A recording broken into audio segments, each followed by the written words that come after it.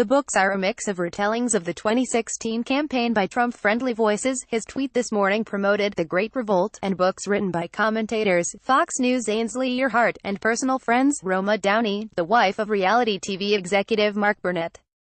The common thread isn't a policy perspective or even a political viewpoint. It's Trump. These are all people who like Trump, and so he likes them. When they write a book, he tweets about it. A full list of Trump's recommended books is at the bottom of this post. Trump being all about Trump is, of course, par for the course. So why is this informal presidential book club so strange? Because Trump is a notoriously disinterested reader. This, from Michael Wolff's Fire. Here, arguably, was the central issue of the Trump presidency, informing every aspect of Trumpian policy and leadership. He didn't process information in any conventional sense. He didn't read. He didn't really even skim. Some believed that for all practical purposes, he was no more than semi-literate. He trusted his own expertise, no matter how paltry or irrelevant, more than anyone else's.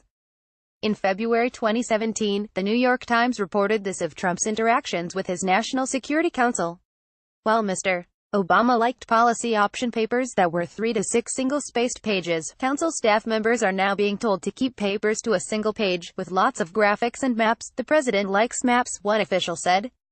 And it's not just second-hand accounts that suggest Trump isn't much of a reader.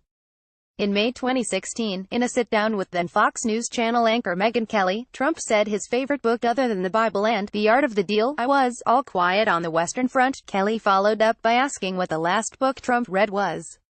Here's his answer: "Oh, no, it's so long, because now I read passages. I read areas, I read chapters. I don't have the time. You know, when was the last time I watched a baseball game?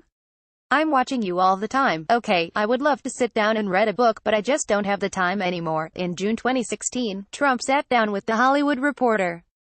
Asked what books he was currently reading, he replied, "I'm reading the Ed Klein book on Hillary Clinton, and I'm reading the book on Richard Nixon that was, well, I'll get you the exact information on it. I'm reading a book that I've read before. It's one of my favorite books, All Quiet on the Western Front, which is one of the greatest books of all time." The following month, Trump told The Washington Post of reading, "I never have. I'm always busy doing a lot. Now I'm more busy, I guess, than ever before." The Post reported that there were no bookshelves in his office, explaining why he didn't place much value in reading. Trump said that he reaches decisions with very little knowledge other than the knowledge I already had, plus the words common sense, because I have a lot of common sense and I have a lot of business ability. The Post then asked Trump what presidential biographies he was reading to get ready for the job he was seeking. Trump offered no books in response.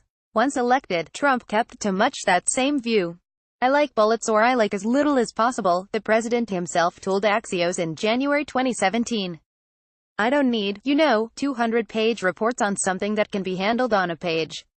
That I can tell you. Look. Reading every biography ever written about all the men who have been president before you is not a prerequisite for the job. And lots of people, including most of the internet, prefers pictures, maps and charts to lots and lots of words. But most people who aren't super into books don't make a habit of recommending books to their 51 million closest friends." The truth is that Trump almost certainly hasn't read these books. He likely hasn't even skimmed them. Instead, someone on his staff has told him that the book tells a story that is favorable to Trump or is written by a known friend of Trump. Why not collect a chit from those people by tweeting about their books? And so, he does. What's less clear is how much actual impact the presidential seal of approval has on book sales. Take Trump's tweet Friday night on Andy Puzder's book, The Capitalist Comeback. Puzder, you may recall, was Trump's nominee for Labor Secretary but removed himself from consideration after it was revealed he has employed an undocumented immigrant as a housekeeper. At the time of the tweet, according to CNN's Brian Stelter, the book was around no. 4,000 on Amazon's rankings of best-selling books. By Saturday morning, the book had risen to around number 500. The bump was temporary, however. On Monday morning, Puzder's book was back in the low 2000s. In fact, for the books Trump has tweeted about since February, only one, Earnhardt's, is currently in Amazon's top 100. The next highest ranking is The Great Revolt. Still, a presidential tweet could make a book stand out from the pack, Publishers Weekly editorial director Jim Milliot told Stelter. Given the great need for a book to find a way to rise above the hundreds of thousands of books that are published annually, any kind of plug from Trump would be welcomed, he said. But what's clear is that Trump is no Oprah.